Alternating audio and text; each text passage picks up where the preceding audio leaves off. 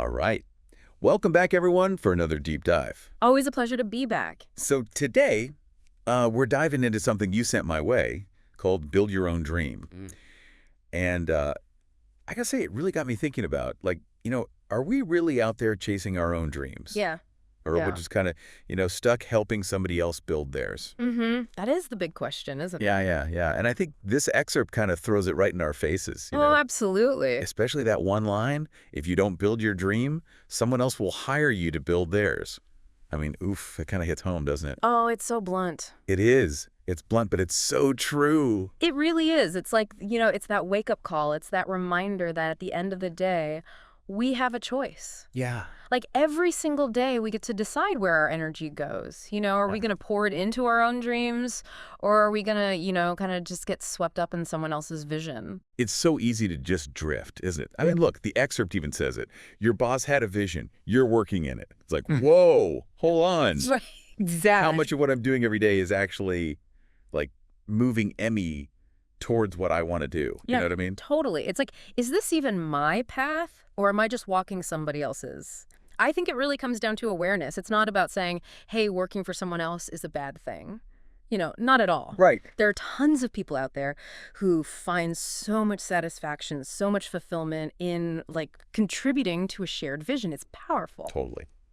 But I think the key here, the real heart of the matter, is, are you actually choosing this path? Are you being intentional about it, or are you just going through the motions? It's about owning that choice. That's my big takeaway. It's exactly. And then there's this whole idea, right, of building your own empire. Oh, yeah. Versus, just being a small part of someone else's. Yeah. And those are two very different paths, right? Oh, they absolutely are. With their own unique challenges. For sure. So, building your own dream, Yeah. building your own empire, that takes a different kind of grit. Absolutely. You're facing uncertainty, you're taking risks, you're dealing with setbacks. I mean, that's tough stuff. It is, yeah. It makes me think about all those stories you hear, like the classic entrepreneur story. Yeah. Right. Long hours, sacrifices, those moments where you just want to give up, but they push through. Exactly. Like building something from nothing, that takes serious dedication. You need that passion, that fire in your belly, Right. that belief in your vision, even when everything seems to be going wrong. And, honestly, one of the biggest hurdles I've seen people trip over when they're trying to build their own dream is self-doubt. Oh, yeah. It's so easy to get trapped in those negative thoughts, all those what ifs. That inner critic is always there. Yeah.